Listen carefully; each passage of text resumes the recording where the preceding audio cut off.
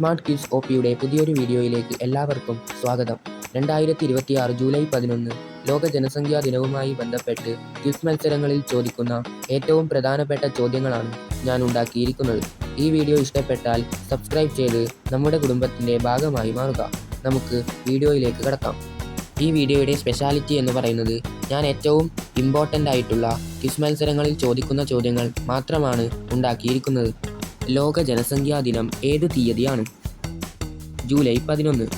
ലോക ജനസംഖ്യാ ദിനം ആചരിക്കാൻ നേതൃത്വം നൽകുന്ന സംഘടന ഏത്? UNFPA. ലോക ജനസംഖ്യാ ദിനം ആദ്യമായി ആചരിച്ചത് ഏത് വർഷം? 1989. ലോക ജനസംഖ്യാ ദിനം ആചരിക്കാൻ പ്രചോദനമായ സംഭവം ഏത്? ലോക ജനസംഖ്യ 5 ബില്യൺ കടന്നത്. ലോക ജനസംഖ്യ 5 ബില്യൺ കടന്ന ദിവസം ഏത്? ജൂലൈ 11, 1987. UNFPA എന്നതിൻ്റെ പൂർണ്ണരൂപം എന്ത്? United Nations fund four population activities. ലോകത്തിലെ ഏറ്റവും കൂടുതൽ ജനസംഖ്യയുള്ള രാജ്യം ഏത്? ഇന്ത്യ ചൈനയെ ജനസംഖ്യയിൽ മറികടന്നത് ഏത് വർഷമാണ്? 2023. ഇന്ത്യയിലെ ജനസംഖ്യാ കണക്ക് ശേഖരിക്കുന്നത് ഏത് സെൻസസിലൂടെയാണ്? ജനഗണന. ഇന്ത്യയിൽ ജനഗണന സാധാരണ എത്ര വർഷത്തിലൊരിക്കൽ നടത്തുന്നു? 10. ഇന്ത്യയിലെ ആദ്യ സമ്പൂർണ്ണ ജനഗണന നടന്ന വർഷം? 1881.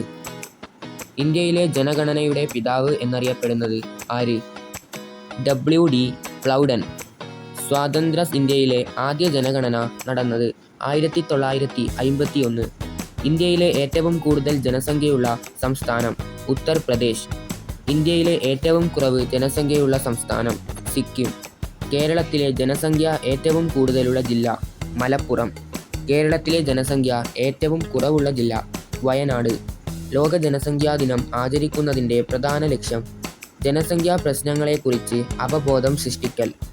ലോക ജനസംഖ്യാ ദിനം എല്ലാ വർഷവും ആചരിക്കുന്നത് ഏത് സംഘടനയുടെ ആഭിമുഖ്യത്തിലാണ്? UNFPA. ഇന്ത്യയുടെ ദേശീയ ജനസംഖ്യാ നയം പ്രഖ്യാപിച്ച വർഷം? 2000. ജനസാന്ദ്രത എന്നത് എന്താണ്? ഒരു ചതുരശ്ര കിലോമീറ്ററിലെ ജനസംഖ്യ. ജനന നിരക്ക് അളക്കുന്നത് എന്തിനെ അടിസ്ഥാനമാക്കിയാണ്? 1000 ആളുകൾക്ക് ജനനങ്ങൾ. മരണനിരക്ക് അളക്കുന്നത്? 1000 ആളുകൾക്ക് മരണങ്ങൾ. ലോക ജനസംഖ്യ 8 ബില്യൺ കടന്നത് ഏത് വർഷം? 2022.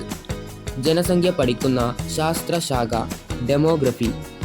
പോപ്പുലേഷൻ എക്സ്പ്ലോഷൻ എന്നത് എന്തിനെ സൂചിപ്പിക്കുന്നു? ജനസംഖ്യ അതിവേഗം വർദ്ധിക്കുന്നത്. കുടുംബാസൂത്രണ പരിപാടി ആരംഭിച്ച ആദ്യ രാജ്യം? ഇന്ത്യയിൽ കുടുംബാസൂത്രണ പദ്ധതി ആരംഭിച്ച വർഷം? 1952.